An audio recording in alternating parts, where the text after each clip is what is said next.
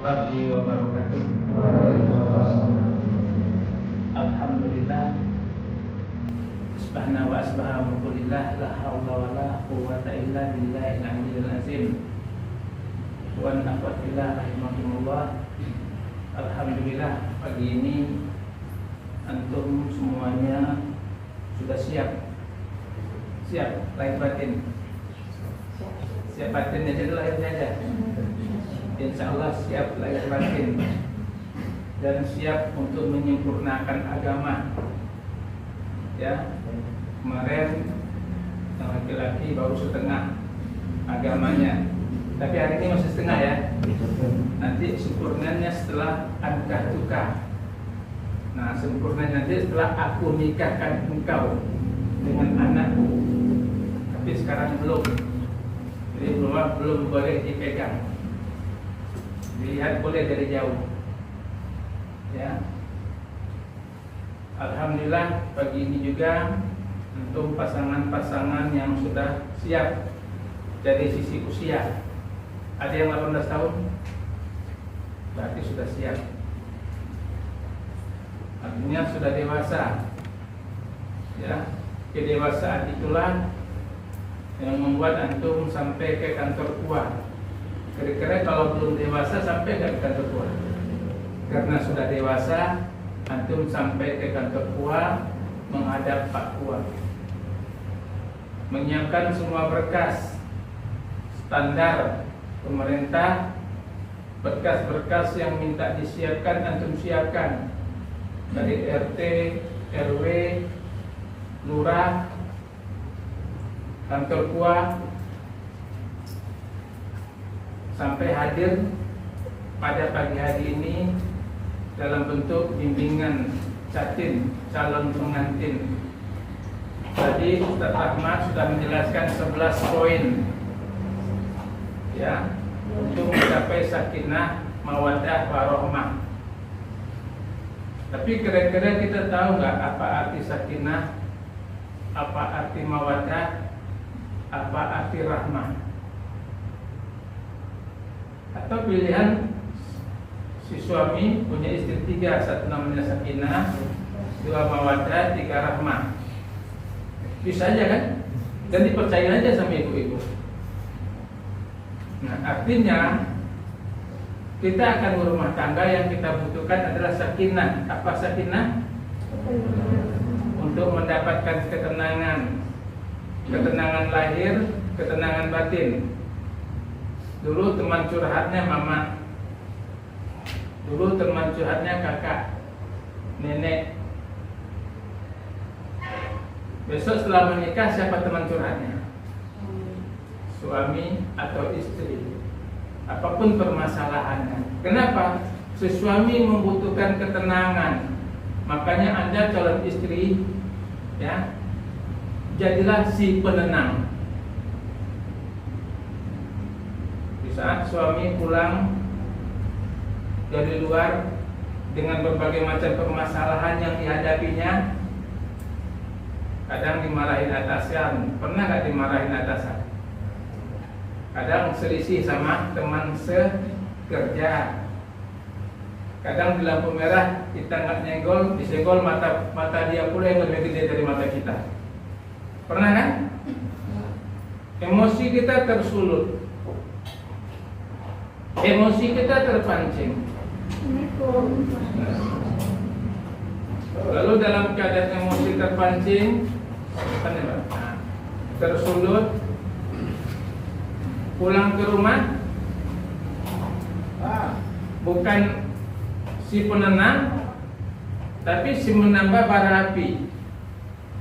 Nah, makanya jadilah wanita yang bisa menjadi penenang si suami di saat dia pulang. Nah, nanti kita akan menjelaskan 4 saja ya, yang bisa membuat suami itu tenang, sakinah. Nah, begitu juga sebaliknya, si suami jadilah yang bisa menenangkan istri. Bagaimana cara menenangkan istri?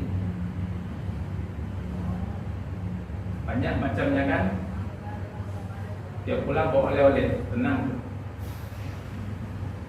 Setiap pulang tengokkan saldo, yakin. Tapi apa itu? Tidak. Ya, itu bagian daripada membuat ketenangan. Tapi ketenangan yang sebenarnya nanti di saat rumah tangga Anda diisi oleh mawaddah. Apa mawaddah? Cinta. Love itu loh. Ya, Anda membuat seperti ini menjadi mawaddah disebabkan di awal kemarin Anda pernah melihat pandangan pertama. Kok aku melihat kok artikel rasanya tenang loh. Terus padahal galau ya balik sampai ke rumah kan, bukan tenang, mikirin dia gitu. Tapi ada sebuah kenyamanan. Nah, tunggulah mawaddah. Apa mawaddah? Mawaddah apa? Cinta. Setelah mawaddah apa lagi? Rahmah, kasih sayang. Nah, 3 itu aja antum miliki, insya Allah antum akan mendapatkan ketenangan. Makanya dikatakan rumahku adalah surgaku, karena sakinah, mawaddah, warahmah dimilikinya dan betul-betul dipahaminya. Dah, insyaallah ya. Jadi kalau Anda memahami 3 kalimat tersebut, insyaallah kita mendoakan antum semua akan diberi barokah. Barakallahu laka wa barokah bainakuma, ya.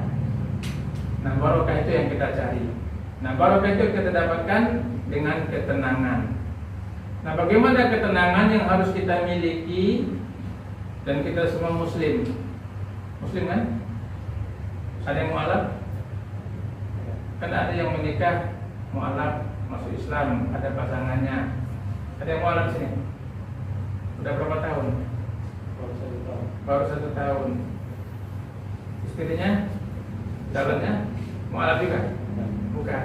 Nah, ya, bagi seorang laki-laki, ya, mu'alaf, pesan saya, niatkan Anda menikah betul-betul karena Allah, karena bukan karena yang Anda nikahi. Sebelumnya apa? Protestan, Katolik, Buddha, Katolik. Nah, itu saya pesan ya, Anda sebagai mu'alaf, nikahi dia karena Allah, jangan menikahi dia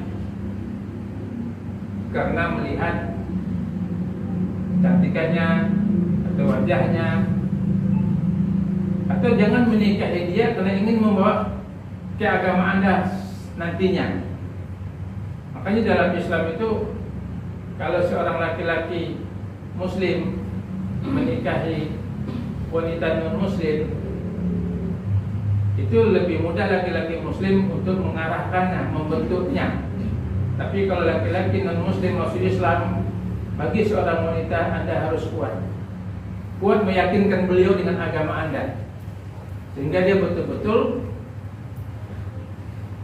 berada di dalam ketenangan. Sebab pasangan berumah tangga ini, kalau baru akan berumah tangga, itu aslinya belum nampak, masih palsu. Kapan nampaknya asli? Nanti setelah perjalanan berumah tangga 5 bulan, 6 bulan, baru watak aslinya masing-masing nampak. Nah, jadi bagi Anda yang wanita muslim tadi dan menikah dengan mu'alaf tadi, ya, Anda buktikan Anda adalah Islam yang terbaik. Bukan begitu, saudara? Buktikan ketaatan Anda dalam ibadah, sehingga Anda bisa membimbing dia. Ya, kebaikan Anda dalam akhlak, semuanya ya. Laki-laki kita akan ada dalam ibadah, itu akan menentukan keberhasilan Anda membimbing istri-istri Anda. Tapi karena ada satu mu'alaf, ya, ketaatan seorang wanita solehah dibuktikan bawa dia betul-betul berada dalam Islam yang sempurna.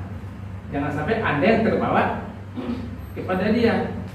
Nah, itu sering terjadi. Tapi dalam ini insya Allah kita yakin Anda berani menikah dengan mu'alaf, berarti Anda berani untuk membawa dia menjadi laki-laki yang Islamnya sempurna gitu.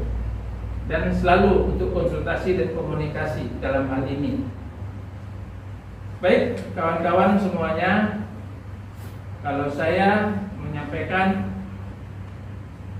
untuk mendapatkan sakinah, mawaddah, warahmah, ada 4 yang harus Anda miliki.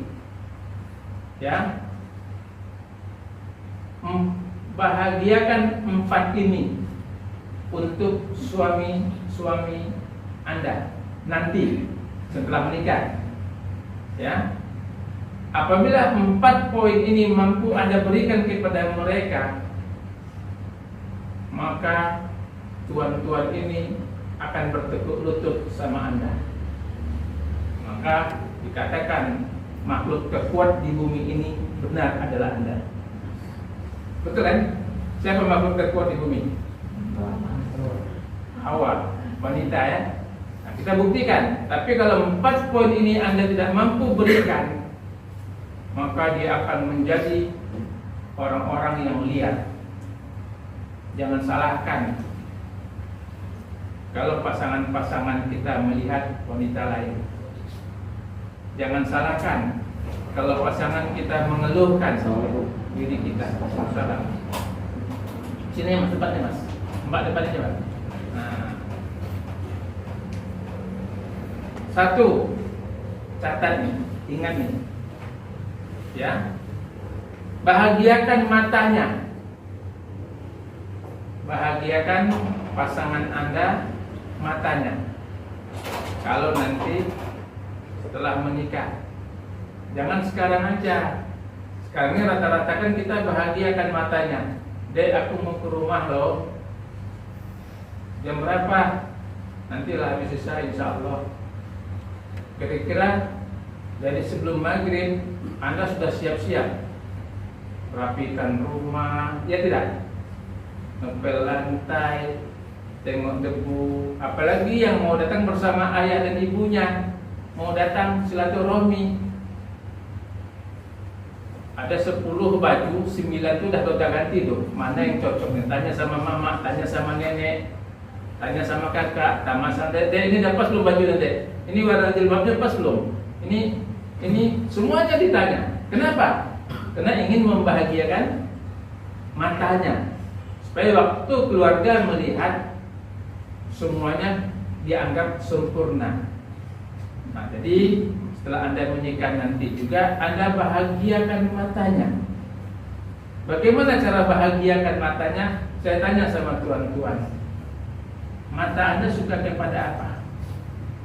Yang indah-indah, apalagi nggak apa-apa, jujur sekarang nggak apa-apa, nggak bakal ngamuk ya, nggak bakal marah itu. Ya, 1 suka yang indah, 2 bersih, wangi, enak. Pokoknya bahagiakan matanya.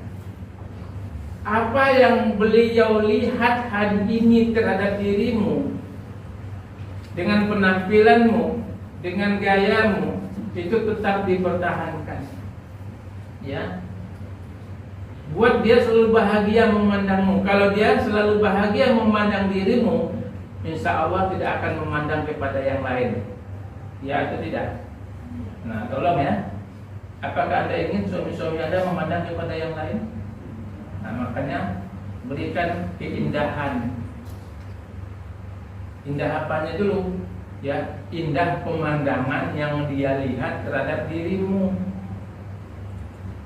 Nah, kalau hari ini tuan-tuan ini datang atau ingin berkunjung, ya kamu mandi, kamu pakai minyak wangi, pakai baju yang paling bagus, agar rapi, senyumnya dimanis-manisin, 3 kali bibir merah diganti-ganti sampai pucat bibirmu.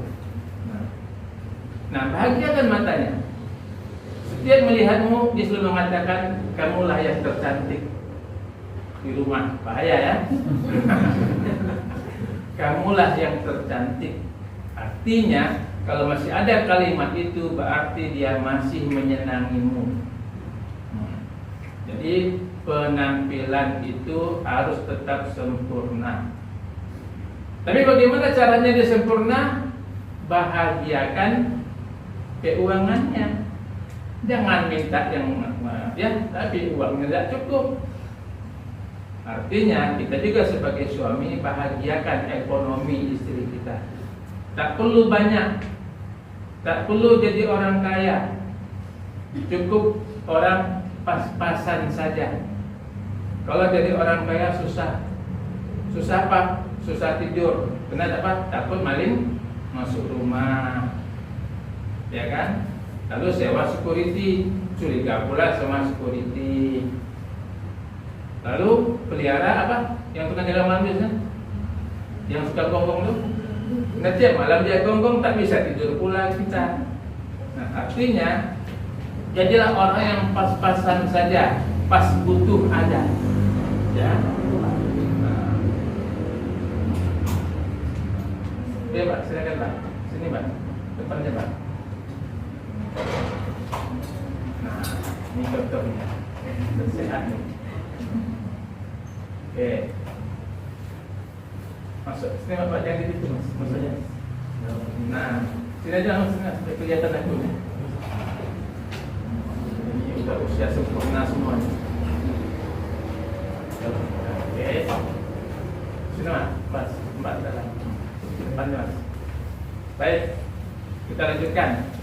Jadi yang pertama sekali setelah Anda nanti berumah tangga, ya, satu, bahagiakan pasangan Anda, bahagiakan matanya.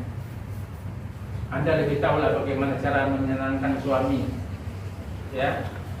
Jangan sampai dia memandang kepada yang lain. Nah, yang kedua, bahagiakan telinganya. Gimana cara bahagiakan telinganya?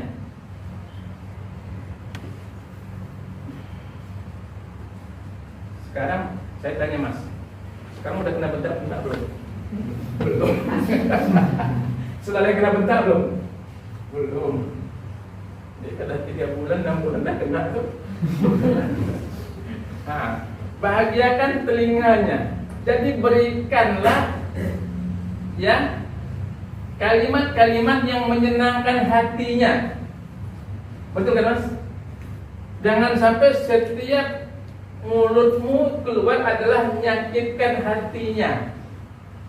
Nah, jadi suami istri pandai-pandailah menggunakan lisan. Mulut kamu adalah harimau, ya. Gara-gara mulut rumah tangga bisa berantakan. Gara-gara mulut rumah tangga bisa bersatu. Jadi bahagiakan telinga suamimu dengan kata-kata yang indah, dengan panggilan-panggilan yang indah. Sudah ada perjanjian nggak pakai panggilan? Kalau dulu istri saya manggil abang, walaupun saya bukan abangnya, saya suaminya. Sebenarnya di dalam sunnah dilarang memanggil abang, sebab ini bukan saudara. Panggillah panggilan dari nama anak. Misalnya saya punya nama anak Hasbi, saya panggil Umi Hasbi, berarti mamanya Hasbi, atau ayah Hasbi. Nah, ini jangan manggil kakak atau adik, ini bukan adikmu, ya. Jadi kalau bisa besok panggillah nama yang indah. Oi pincang mana? Itu sakitkan telinga itu. Indah tidak tuh? Tidak, panggillah nama yang bagus, ya. Sebagaimana Nabi memanggil Aisyah, ya Humairah, yang merah, kemerah-merahan, atau panggillah panggilan yang indah-indah, ya, supaya hati terus menyatu. Tapi kalau telinga kita selalu dipanggil dengan kalimat-kalimat yang kasar, maka hati kita semakin renggang, hati kita semakin retak. Yang seharusnya suami pulang ke rumah, katanya pulang ke rumah juga, tapi ke rumah tetangga. Nah, jadi hindahilah suami ke rumah tetangga disebabkan mulut kita. Jangan sekali-sekali mengatakan dalam pertengkaran minta pisah. Apalagi ini nasihat nih, ini nasihat ya. Ini nasihat yang harus Anda pegang. Saya kan aku masih bisa kok cari laki-laki. Memang kamu sendiri laki-laki di dunia ini. Sampai ini tak nikah-nikah ya. Kenapa? Mana ada kita mau cari yang orang yang kayak gitu kan? Nah, jadi tolong jangan mengeluarkan kalimat-kalimat yang merusak hati suami kita. Dan suami juga jangan mengeluarkan kalimat yang merusak pendengaran istri kita. Dia pulang-pulang ada aja perbandingnya. Dek, tempat kerja saya ada lo pegawai baru. Kenapa dia memang umurnya beda lo sedikit sama kamu, tapi apa? Cantik lo dek. Memang aku nggak cantik dulu ya, sekarang itu nggak boleh ya. Jangan ya. Kenapa? Wanita adalah orang yang paling tidak mau dibanding-bandingkan. Sama ibu kita saja diharamkan. Bolehkah kita mengatakan istri kita sama dengan ibu kita?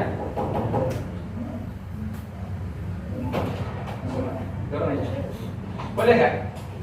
Nah, apalagi sama orang lain, sama ibu saja kita nggak boleh dibandingkan. Nah, jadi pesan saya kepada suami, jangan membanding-bandingkan istri kita dengan siapapun.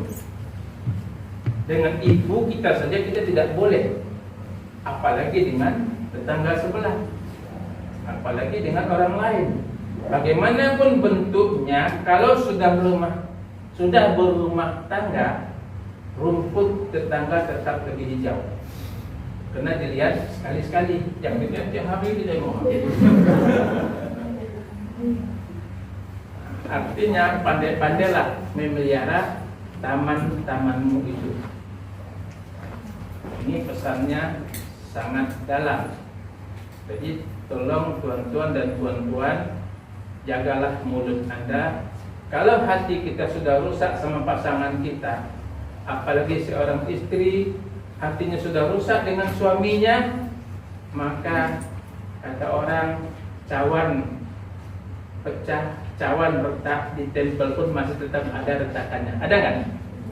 Tapi kalau hati yang sudah retak, kata orang Melayu, putih tulang di kuburan, masih terasa sakitnya. Dah mati bapak-bapak, hidup bini, tengok kubur masih terasa sakitnya. Mampus dan kamu. Dulu sakit hati buat hidup ya. Iya kan? Nah, apa adanya saya cakap. Ya, tapi itu kenyataan dalam hidup, dalam rumah tangga. Karena Anda akan melalui rumah tangga. Bagus saya bercerita apa adanya. Kalaupun itu terjadi, berarti Anda sudah ada antisipasinya. Jadi jangan pernah menyakiti hati pasanganmu. Si istri, apapun pekerjaan suamimu, itulah takdirnya yang Allah berikan untukmu. Jangan membandingkan pekerjaan suamimu dengan suami-suami yang lain. Cobalah kamu dengan jadi Donald Trump. Aku istri Donald Trump.